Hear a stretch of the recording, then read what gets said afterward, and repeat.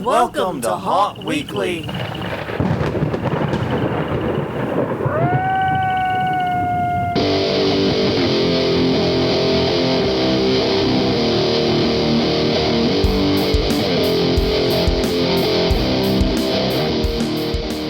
Hello, everyone. I'm Jonathan. I'm Crystal. And this is Haunt Weekly, a weekly podcast for the haunted attraction haunted entertainment community. Whether you're an actor, owner, or just plain aficionado, we aim to be a podcast for you.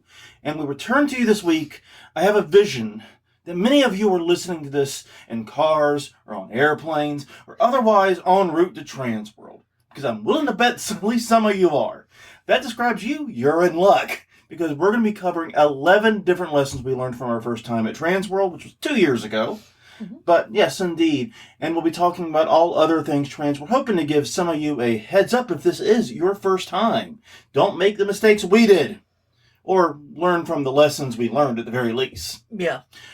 But if that doesn't sound like what you want, believe me, there's plenty of other episodes. Check us out, hauntweekly.com, Haunt Weekly on Facebook, Haunt Weekly on YouTube, and wherever you get your podcasts from. Let's see, we don't have any real housekeeping notes. No. We said last week that we will be in St. Louis for Transworld, but that is just a coincidence. Yeah. We had planned on going up for Mardi Gras weekend, not realizing, because, the dates are in March, that it was the same weekend as Transworld. Yeah, we kind of have it now where we're doing this, we're planning on doing this yearly, where we escape Mardi Gras to go to St. Louis. Mm-hmm. Main reason being nobody that is not participating in Mardi Gras wants to be in New Orleans during Mardi Gras. Yeah, you can't do anything. You can't get around the city. Yeah. Every place is weird. Yeah. Places that are normally busy are dead. Places that are dead are busy. It's just craziness. And so getting out of town makes sense. But this weekend it does happen to align with Transworld. We are not planning on going to the trade show floor. I don't know. We're still kind of... A lot of this is going to depend on how much the stepson and this grandbaby and all that are available to us. And right. Family will be first. But we may be trying to meet up with some of y'all. So stay tuned. We'll be posting on our social media as things change and evolve. Work we did for the haunt, nothing this week. I'm still injured.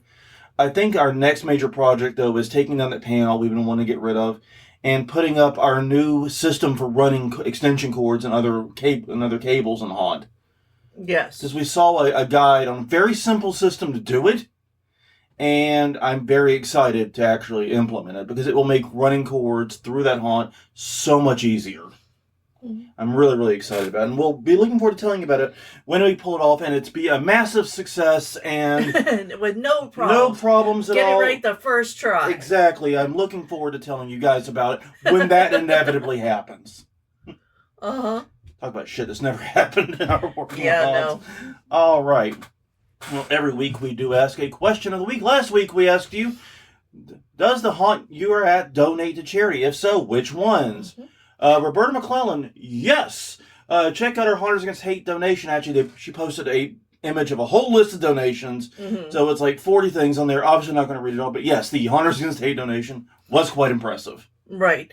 Chris Gay said our haunt is hosted by the local volunteer fire company, and they bring in $15 to $17K per year every year. And for a local volunteer fire company, that is a huge amount of money. That's making a tremendous difference there. Yes. Sam Farrell, we donate to organizations to provide firewood, Meals on Wheels, and buy gifts for children and family needs through the Youth Villages Holiday Heroes.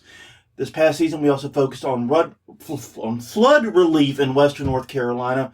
Very fortunate to be surrounded by such great organizations and charities. Could not agree more. Portals of Fear said, over 5 years, we are up to $125,000 donated. Last year alone, they raised $60,000. All to the Appalachian work camps that build housing for the less fortunate. That's an awesome deal. And I got to warn you, from what you said there, saying you raised $60,000 last year and $125,000 total, that is what we call an exponential curve, my friend. Yes. And, that hockey stick keeps on a hockeying. That amount could grow really fast. So just make a note somewhere of that. Haunted the Roxbury, yes, the Hope Clinic Pantry. Always a great thing to donate to. And Keone Hutton said, Home Haunt here, we collect food for the Southern Maryland Food Bank. And we tried that a couple of years. Yes. It never worked. We ended up just making a cash donation to the local food banks, which now our food banks are being fucked. So yeah, but we also support the local food pantries. Yeah, the little no barrier pantry things. Yeah. Typically what we do is we just pick up extra groceries and drop them off. So yeah. Yeah, these are all great charities. It's great to see haunts doing such wonderful work and giving back to their local community. So this week's question of the week is obvious. What are you looking forward to at Transworld? Let us know. HauntWeekly.com, HauntWeekly on Facebook, and YouTube.com/HauntWeekly. Send an email, leave a comment. We read them all, and we will probably read it on the show.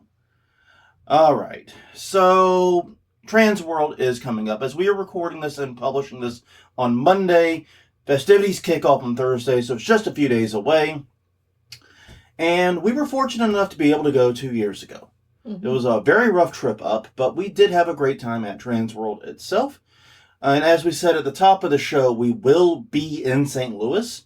So we may be able to arrange a quick meeting or something informal, but we will not be attending Transworld. This is a family visit. See grandbaby, send stepson, hang out with all the families, and put in that FaceTime so that, children and children's children don't grow up to resent us.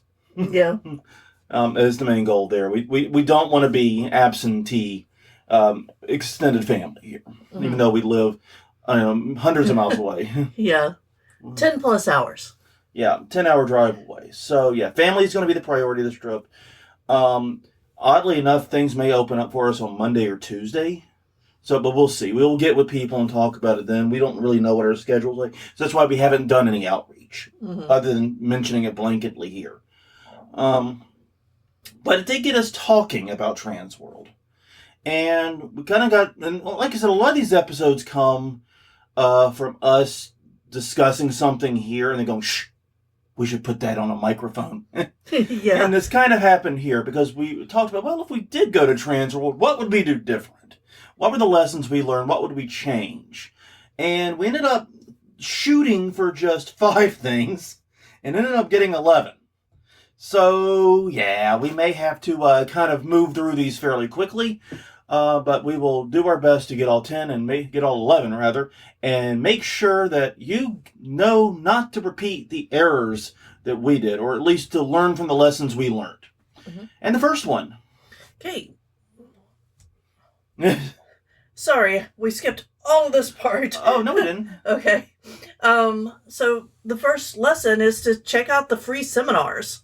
There's seminars at Transworld can be pricey. Yeah. If you want to go to the paid one, because it is a business conference. But there are a lot of free ones, especially in the early morning, that I didn't even know existed. When you mentioned, because you mentioned this, I wasn't even 100% sure there were free seminars. There might not have been. Yeah. But trust me, they are very poorly promoted by Transworld. Yeah. And they are, as you noted, not at the most convenient times. Well, and the other thing is like, whenever we were reporting on Transworld before we went, everybody talks about the trade show floor. Yeah. Nobody talks about the classes. Even though the classes are popular. Yeah. Like I said, we tried to go to one, and we couldn't because we couldn't find who to pay for it. Right. We were going to just pay on site. Really wanted to go, couldn't go. It sucked. But we had no idea there were free ones. No. So to pull up the list, it's on the Transworld site, HAASHOW.com, the Ha Show. They have a list up, and there's some really interesting ones. There's one I would absolutely love to go to, which is about changes in liability insurance and how they're impacting haunted attractions after what happened with Fear Fair a few years ago, and general issues here. Basically, the very lengthy synopsis says that liability insurance is making haunts targets for lawsuits, and that while haunts have always kind of relied on this assumed risk defense, that's becoming less and less a sure thing. And so this is definitely one of the talks I would be interested in. There was also one by this guys at CFX, the makers of our Bernie mask. They were doing one about they're doing one about incorporating silicone, not just masks, but like silicone hands, props, other things, which I think sounds really interesting. And there are a slew of marketing ones. I just couldn't pick one marketing one. So there's like one day it's like 3 different marketing ones. Honestly, go nuts. Yeah. They're free. Go nuts, right? So yeah, honestly, like when we were there, I'm not even sure they had free seminars, but if they did, I had no fucking clue. No, you didn't, because you would have been there instead of trying to hang out with me at the booth. Yeah, I would have been doing something. I probably would have gone to at least some of them, you know? Yeah. Because, you know... this was our biggest regret, was not knowing about these classes. Yeah. And to be clear and to reiterate, Transworld is very much a business conference. This is something that you need to understand if you're a first-time attendee. Yeah. This is a conference, in fact, we're going to get into it in just a second, it's very much about buying and selling goods. So everything is expensive, and we're going to get into some of that in a minute. But yeah, just understand that it is a business conference, and have that mindset as you come in. Yes, it's a lot of fun. Yes, haunting is a unique business, but it is still a business. All right. Number 2. Speaking of it being about a business, come ready to buy. This is actually my biggest regret in some ways. Because here's the thing, when you go to a trade show event, they vary a lot from business to business. And through my work, you know, as a consultant doing expert witness stuff, I've been to a lot of different trade shows. Because I've been a speaker at many. And I've been on a lot of trade show floors. Like the South by Southwest trade show floor, nobody's buying shit. Not really, It's just a place to see and be seen. Yeah, and to get business cards, make contacts. Free kitsch. Yeah, it's not a buyer's place. No one's like leaving with arms of technology or whatever from South by Southwest. That is not Transworld. Transworld is very much a buyer and seller trade show. And I'm going to put it bluntly. This is where you will get the best deals of the year, especially with the looming tariff thing we just talked about a couple episodes ago. Yeah. So this is your chance to get great discounts, not have to worry about tariffs. And yeah, if you pay for the trade show floor access, this can make it pay for itself in savings. Because a lot of places will offer 15, 25, 35% discounts to trade show attendees. And if you buy enough of it, or you buy expensive enough stuff, you can easily recoup your costs and go in there into savings. Right, and they also have buy and take booths as well, so you won't have to be paying for the shipping and things like that too. Exactly. So yeah, be prepared to buy. That means 1, have money. We had some money, but not buying right then money. Yeah. 2, buy. Make sure you have a way to get the shit you buy home. And make sure that you secure it overnight. Yeah. Because there have been tales of break-ins into cars and things to get the stuff you just bought. We had to limit our purchases to what would fit in a Ford Fiesta with our luggage. Yeah. I say not very big. If I had it to do over again, I would come more seriously ready to buy, and I would probably rent a van or something. This way, like that one place that was near the Conjured Media booth that had the panels that we really liked and the netting. Yes. Would have loved to have grabbed some then. Couldn't do it. Had no way to get it home. Just would not have worked. Stuff like that. So I encourage you, if you're going there to buy, be prepared to buy and be prepared to transport it out. Because if you can take it, you'll save even more money. Yes, and if you're a first-time seller there, I heard this from multiple people because I was on the booth side of things, that they were surprised at how many people were interested in their items and how many people wanted to buy in bulk. So be ready with that answer. So if somebody comes to your booth and says, hey, I want this amount in bulk, what's your bulk rate? What's your discount? How much can you feasibly get to them by August? Probably. Yeah, a lot of especially a lot of the newbies have never done anything bulk. Exactly. And you need to be ready for that. And I agree. Because once again, this is a business-oriented event. We make the jokes about the booze coming out and playing on the trade show floor and all the Marriott stuff and all that. But this is fundamentally, at its core, a business event.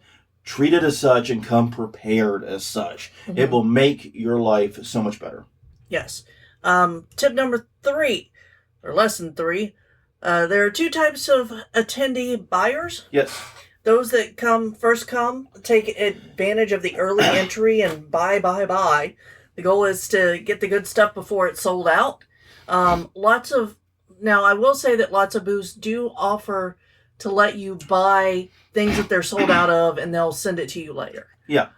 Just know that. But then you're going to pay the shipping. And exactly. You're going to get hit with that. You're going to lose some of the benefit. Many items are sold out before Transworld even opens. And it's the busiest time for many sellers. A lot of sellers in the haunt industry are small companies. And this is where they fill up their docket for the year, pretty much. Exactly. This is where they hit their black. This is like Black Friday for them. Yeah. Yeah. And if you're going to be one of these early birds, you're going to need to take advantage of the VIP system that gets you the 2-hour early access. Yeah. Because one thing I noticed is on Friday, the first day, after first access, that early access ended, there were sold out stickers all over the trade show floor. Yeah. Yeah. So if that's what you want your pick of the litter, you got to do that. Yeah. And then there are the other type of buyers who are the deal snipers who come late in the show hoping to get further discounts. They're going to haggle with the booth. Yeah. They're going to try to, hey, you don't want to take this back to wherever you're from. I'll take it off your hands. Just give me an extra $20 off or whatever. Yeah. There's a lot of those. Mm-hmm. And that kind of, and this one works both ways. If you're a first-time vendor, be prepared for both groups. Understand what's going to happen. I have heard it from a lot of vendors that the first 2 hours they're open, both Friday and Saturday, are nuts for sales. They've said they'll make more sales in those hours than they will the rest of the conference combined. Yeah. So be aware of that, but also be prepared that whatever is left toward the end of the show, you're going to start getting, the bargain hunters. They're going to start to come in. So be prepared for that and be ready to have a floor. Be ready to say when you're walking away from a sale. You need to have that mentality. And if you're a first-time attendee, figure out which one of these you are and plan your visit accordingly. Mm-hmm. Because of number 4, you really don't need to be on the trade show floor multiple days. No. I feel dirty saying that, but it's true. There are different classes each day, though. So yeah, keep that in mind. But the seminars aren't all in the trade show floor area. No. They're elsewhere. Yeah. Or at least they weren't. At least they weren't from when we were there. I don't know if things have changed. But, yeah, the trade show floor is awesome, and it is huge, but you can easily get through it all in one day. And that includes the interactive entertainment show and the Christmas show. You can get them all in one day pretty easily and see everything they have to offer. Yeah, I will say that you probably want to give yourself more than a couple of hours, though, because I tried to do it in a couple of hours, because as, Yeah, you need a day. You do need a day. Yeah, you do need more than an hour or two. But I would say if you came and got like a noon lunch somewhere, hit the trade show floor, you could see it before the close of business that day. That seems reasonable. Yeah, but you don't really need to be there every day. So pick the days that are best for you, and that way you can do things like go to the seminars, go to other events, other parties, other unofficial events, etc., and have a more varied time. Mm-hmm. Do more things. I mean, the trade show floor, like I said, is great, but it is not a 3-day activity, 3 or 4 day activity. It just isn't. So plan around that. I will say one of my favorite things is when you are on the trade show floor, and this is something I learned at other conferences too, when you're on the trade show floor, definitely make an effort to do the floor and hit everything. Mm-hmm. But also give yourself just some wandering time. Yeah. And one of the things to look out for at the booths are contests and things that you can enter just by going up. Yeah. Most of them have QR codes to scan to enter to win. Yeah. Look for QR codes or look for fish bowls with business cards. Yeah. To which I say bring business cards, hidden tip 12. Yeah. Jesus Christ, have a business card because there's a lot of fish bowls with... Yeah, because we've gone to more of a, virtual business card now and sharing of contacts. Yeah, there's still a reason to have some physical ones hanging around. And you've got time to order a couple if you need to from like at next Kinko's day or flyers. something. Yeah, or you could actually just go to your local Kinko's and get 50 or so printed out. Yeah. You don't need that many. No. For reasons we'll get into in a minute. But yeah, look for QR codes, look for fish bowls, look for any type of contest you can get your hands on. Mm-hmm. It's all... Someone will win. Someone will win. And, we won some reasonably decent stuff from a contest there, so I'm sure others can too. Yeah. All right, next up, be sure to check out the Christmas and interactive entertainment shows as well. Jonathan spent more time on the floor than I did, but he says they're great. Well, then, and they are. They're both really, really cool. And the other thing is with the Christmas side of it, more haunts are getting into Christmas shows. Yeah. If you really want to change your haunt for Christmas theme, just buy a couple of the items that you can afford. Yeah. And incorporate them. Yeah, because it'll give your whole thing a big fill. Yeah, one thing I noticed when I was roaming the trade show floor was you would get to that line between where the haunty stuff ends and the interact. Well, back when we were there, I think they were still calling the escape room show, but now it's the interactive entertainment. They really haven't figured out what that third thing is yet. Yeah, is what I realized. But regardless, when you reach that boundary, you would see all the haunter people just go whoop, and turn around like Grandpa Simpson and entering the brawl. Whoop, too far. Yeah. Turn around. Don't do that. There's a lot of cool and neat shit in the entertainment and the interactive entertainment one. That is more stuff like axe throwing. They had inflatable escape rooms. I'm not actually making that up. They actually had, the year we were there, they had an inflatable escape room complex. It had 4 different rooms. Weird. They had some wild shit. And one thing I noticed in the Christmas section was where a lot of the lighting companies set up.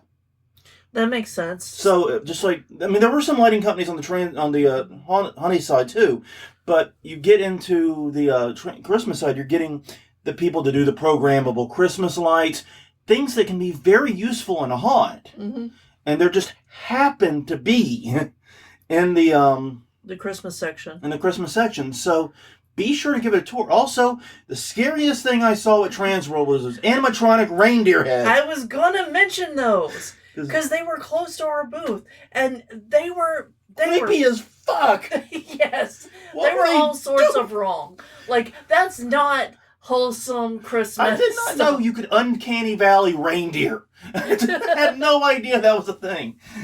But apparently it is, because Jesus Christ, that was legitimately the creepiest thing I saw while I was there. Yeah. And they also, in the interactive entertainment section, they had a lot of VR stuff too, which was cool. Mm-hmm. So, yeah, go tour those other areas. Your ticket lets you go see them. Why are you cutting yourself off? Also, the concession stand in the Christmas area is really good, but we're going to get more of that in a minute. But yeah, go tour the Christmas stuff. You will be glad you did. I'm not a Christmas person. Mm-hmm. There's a reason my Christmas tradition is an anti-Christmas music list. I enjoyed it. Yeah. So believe me, you can too, and you will likely find something useful and applicable even if you aren't doing a Christmas show. Number 6. This is the big one in many ways. Mm-hmm. If you're completely new to Transworld. We did know this one going in, but we were not prepared for the extent. Yeah. Yeah, the real conference is across the street. Because basically, directly across the street from the entrance to the America Center that we'll be using, there's a Marriott. And it's booked up. Yes. Completely. I checked. But the lobby, mezzanine area, everything is a giant fucking party. Yes, and there are lots of people who host parties in the individual, conference rooms at the hotel. They've booked it just for this. Yeah.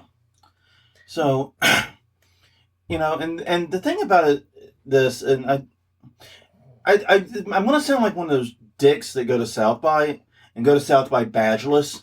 Yeah. Because there's so much to do that doesn't require a badge in and around South by that you really can fill the weekend perfectly fine without ever setting foot in an official event.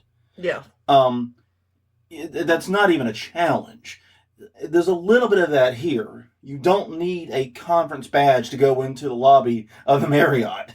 No. And to hang out and mingle and see people and say howdy and then go to these conference rooms like you were talking about where they're having little get-togethers, stuff like that. And that is where the party is. Now, for me personally, it was a little rough because it was so loud, so echoey, and so noisy that I could not hear words. Right. I mean, I have eustachian tube disorder. I have bizarre hearing issues. And now I'm curious if we are there this year. I'm bringing the AirPods because I've got the AirPods with the hearing aid mode and it can filter out that kind of noise pretty well. So I'm hoping that maybe it'll help me actually hear people in the situation. That's the reason I had to kind of get out of there to have a real conversation. I couldn't hear anything. But yeah, and you can BYOB. You are encouraged to use the hotel bar. Right. And you should. But the bar is going to be beyond capacity. Yes, they can't have enough glasses ready for everybody, and they run out of things fairly quickly. I remember when we were there, I remember watching one of the bartenders just constantly loading and unloading the under-counter dishwasher for the glasses. And it was just a constant train of glasses. His bar back did nothing but that. Yeah, and if you are going to bring your own, I saw lots of people bring them in backpacks. Their drinks for themselves. Yeah. But even with us having some drinks for ourselves, we didn't bring enough. No. That's one. And two, we still did get a drink from the hotel bar just to make sure that they didn't feel slighted by everybody. Yeah, I mean, and then the bartenders when we were there were nice. They were incredibly busy. Yeah. I mean, it's probably one of the busiest nights they'll ever have. I don't know too much about other conventions that come through here, but I'm pretty sure this is a fairly unique time of year for them. Yeah, and one thing also to know about the Marriott is that the elevators do require room cards to use, but there's always somebody getting on and off those elevators, and they will let you on with them. Yeah. Yeah, I mean... It wasn't an issue, is what I'm saying. Yeah, and we'll get into it in a minute, we were not staying at the Marriott. No. But, yeah, the scale of this party is incredible. I encourage you to enjoy that and to prepare for that and know that, honestly, that's realistically the main event for most people. If you're not super focused on buying and or selling, that's the big dance. Yeah. That's where the conference happens, so to speak. Please don't destroy the Marriott. No, we would like to go back. We don't want them to say, no haunters. Yeah, I don't think they'll ever do that because they make a lot of money off of the haunters. I looked at the rates for the hotel before they were sold out. And yeah, definitely they're making shit ton of bank here, so they're probably not going to do it. And the result of that is, just be mindful of that. And yeah, just know that's the case. Number 7. Don't feel pressured to do all of the events. No. Most of the events are repeats, including the Party at City Museum. Yeah, I said that too the first time I read it. My brain just there's no at there. Yeah, no. Party City ain't there no more. So. No. The Darkness Tour, the Vampire Circus, etc. All of those do come back pretty much every year. They added one new event this year, Zombie Prom event. Yeah, but there's always some kind of ball or dance. Yeah, exactly. It's just differently themed. Yeah. And so, if you don't want to do or can't do one of those things... Yeah, and plan on coming back another year. Yeah, and plan on coming back, don't worry about it. Yeah. It's probably going to be there next year. One of the funny things is we've been doing conference reminders now for 477 episodes. So that is, almost 10 years. Yes. Do you know how many times I've updated the Transworld listing in our notes, other than the dates? Twice. Maybe that. Maybe twice. Yeah. I was going to say once, but... I remember when they added the Vampire Circus. Yeah. That was more recent. But it's been there a few years now. Yeah.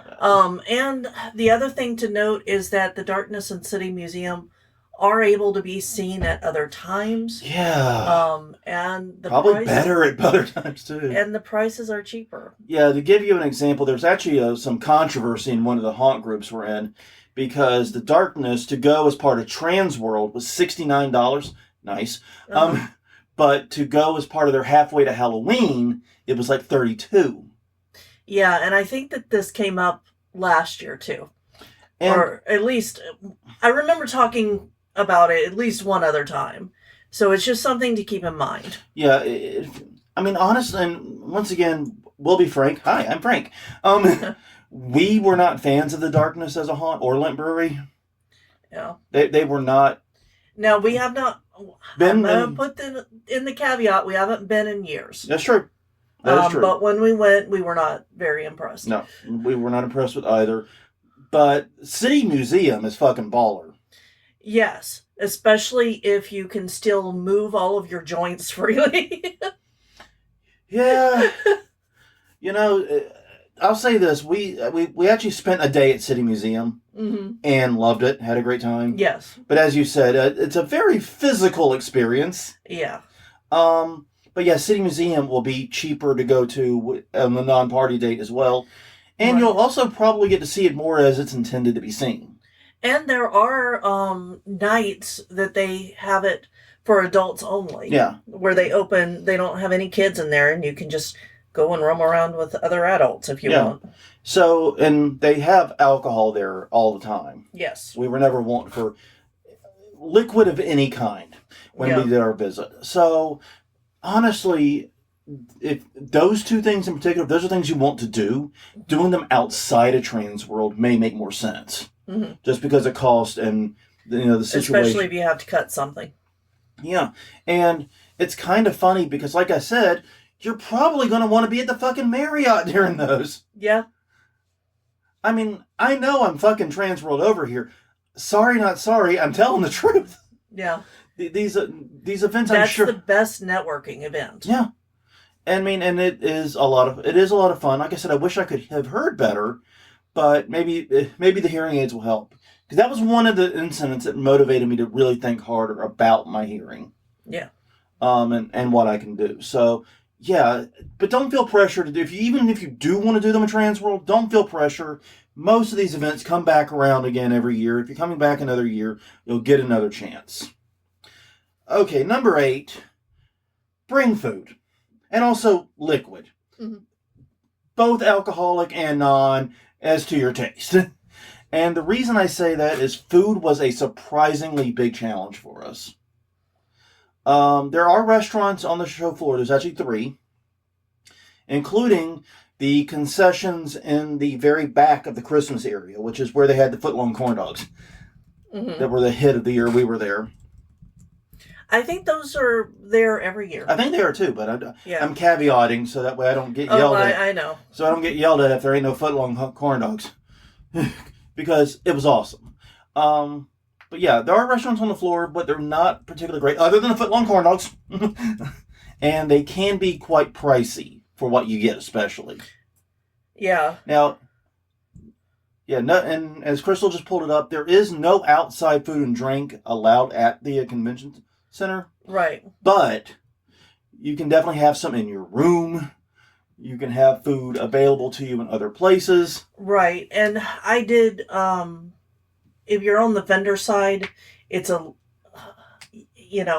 I did bring some like snack bars. Yeah, the vendors it's more lenient, definitely. Yeah. Than attendees. Yeah. But there are also restaurants right outside of the convention center that are cheaper and very good. Yeah, but they might also be incredibly full, too, especially on the weekdays. Because realistically, Transworld is kind of split into 2 parts.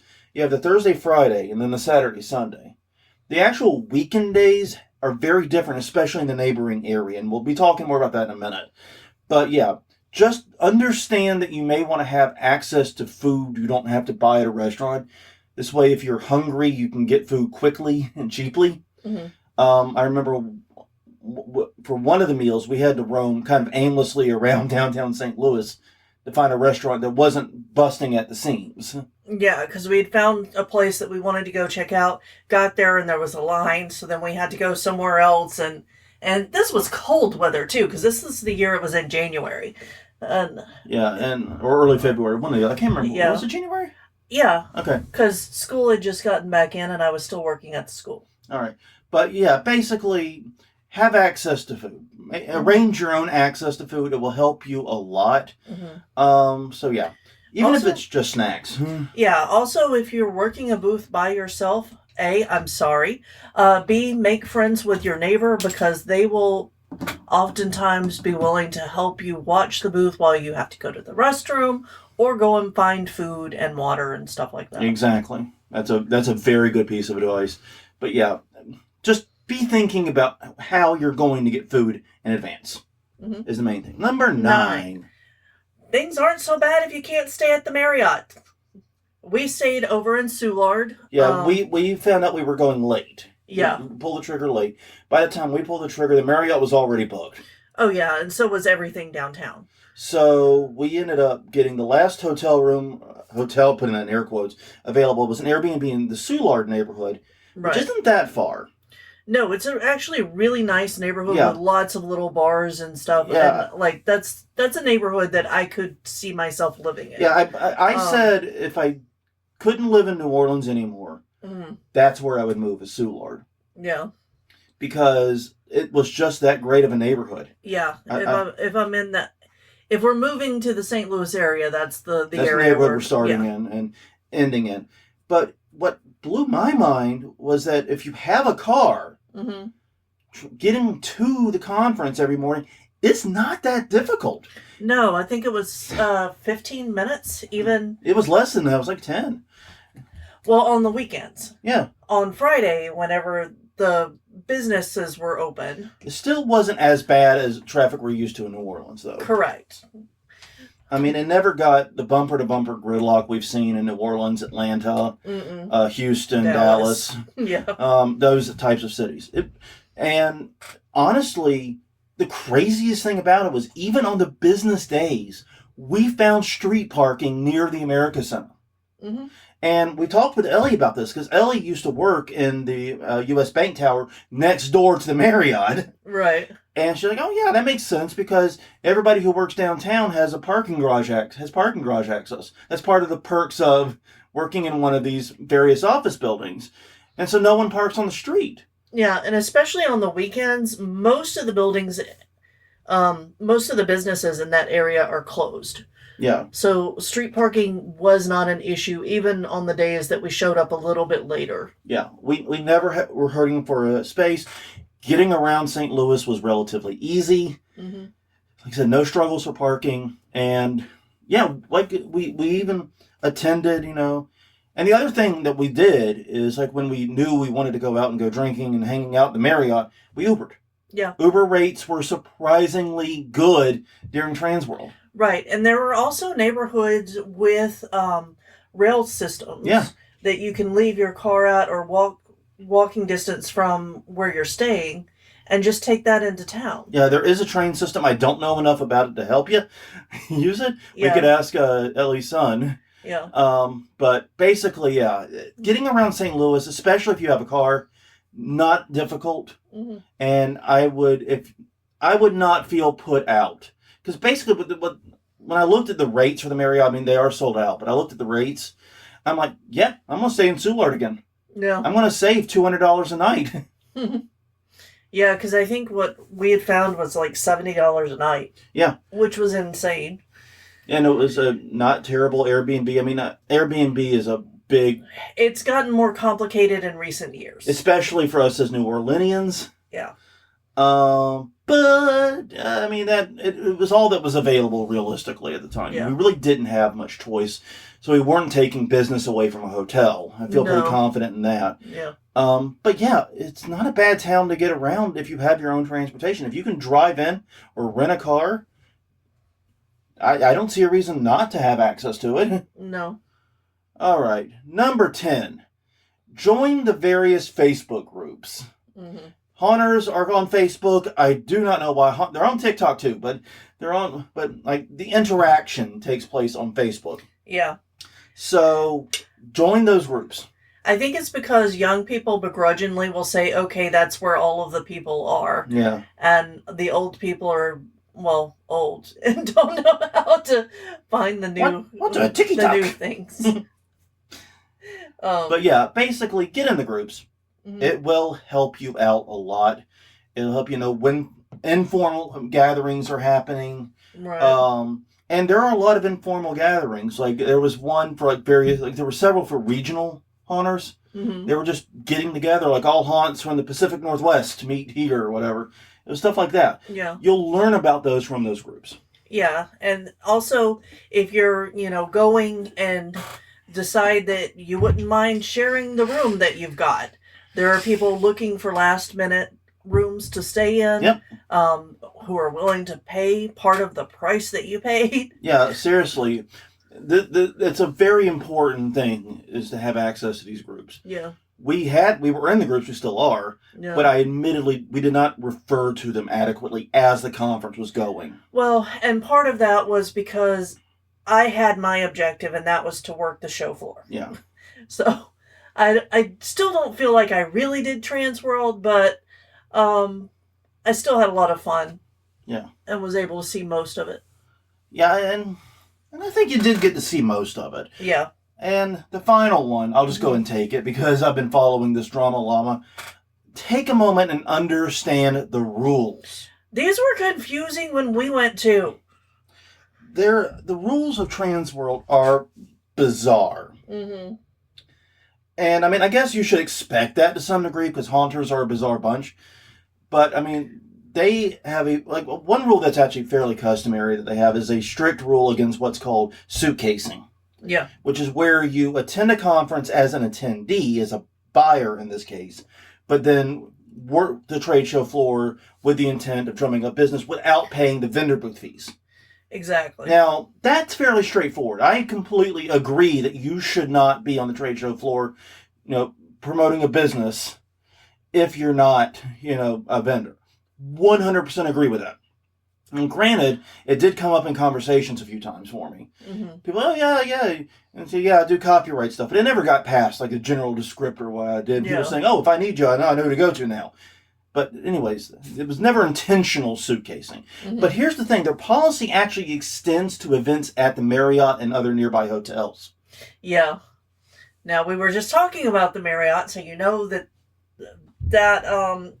isn't as strictly enforced there.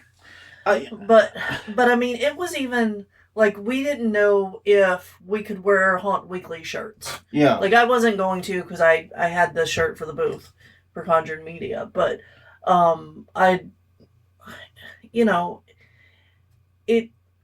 it's tricky. Yeah.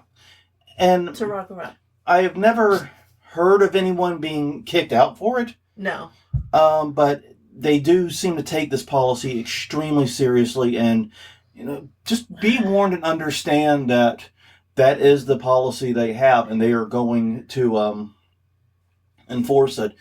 Yeah, so if you strike up a conversation with someone and they ask you for your information, then I think it's fine to give it to them. Yeah. Because that's not you seeking out people just to hand out and do the suitcasing like you're talking about. Yeah. The other rule is, they passed a new rule this year for vendors. Mm-hmm. No pre-show photographs are allowed. Yeah. You're allowed to take photos of your booth, but no part of anyone else's booth. So if you're taking photos as you set up, be very careful to not have anyone else's booth in a shot. Yeah. And while they do encourage filming and photography on the trade show floor, obviously you cannot be a distraction. You cannot get in the way of things. Right. And a lot of vendors will get upset if you're showing everything of theirs. So just ask first. It's better to talk to the vendors and ask if you can take the photos that you want to take instead of just doing it kind of stealthily from afar. And I gotta say it like this, Transworld's been pushing out the rules lately. And like I said, read them, follow them, understand them, don't break them. Yeah. Please. But for all of this talk of the relatively heavy-handed rules, it was a very chill atmosphere. Yeah. Like, one of the rules we encountered when we were setting up the booth was no dollies with 4 wheels. Right. Because that's a union thing. I don't fully get it. I'm not a union man. But whatever. We just used 2-wheel dollies for everything. And for the booth we were setting up, that was not a huge change. Yeah. But just understand that there are a lot of these rules, mm-hmm. and enforcement of them is kind of erratic. And also, the other rule to know, because if you've gone to other haunted house conferences, they will encourage costumes. This one, they do not. You cannot wear costumes if you are not a vendor. Oh, yeah, sorry. On the floor. I knew I was forgetting an important rule. Yeah. Jesus Christ. Yeah, you're allowed to do it at the parties and other events, but not on the trade show floor. Absolutely, you're 100% right. Yeah, and that's a big one. That was a big one that I made note of, because we had gone to HauntCon multiple years, and I'm like, what? They don't want you to wear costumes at this? And I thought it was weird, but then I understood it, because basically they don't want you competing with the vendors' costumes. Yeah. Well, and that's kind of the thing. Once again, it goes back to what Transworld is. Yeah. Transworld is a business conference. This trade show floor is about buying and selling haunted attraction related stuff. Yeah. HauntCon was much more of an educational conference. It was much more... There was a trade show floor, but the focus was very much on the seminars and the schedule, and the trade show was very much the back seat. So, yeah, the rules almost universally are there to protect the vendors the best they can, mm-hmm. and to ensure that you need to pay that sweet booth fee if you're going to have full access to the buyers of Transworld. And, in ways I think that's fair, but to me, where I kind of draw the line is like when you're trying to legislate activity not on Transworld property. Yeah, because I don't see how they could actually enforce that. And the thing is, like, I thought about this the other day. Say you and I go to one of the after parties while we're mm-hmm. gone. We just said to pop in at the Marriott. Yeah. They can't stop us. Right. Doesn't matter. They can't. Nothing can stop us. And we start pitching Haunt Weekly or something to people. Start mm-hmm. advertising Haunt Weekly. What are they going to do? Take our non-existent badges? Yeah. Right now we don't have badges. We may pick one up if we decide we do want to go on the floor or pick one up at the event. But mm-hmm. right now we don't have a badge. So how are you going to punish us? No. It's not your property. You can't trespass us. That's the Marriott's job. So I'm very curious. But yeah, most of the trade show floor rules do make sense to me as far as the trade show floor goes. So yeah. Well, I think that's about everything.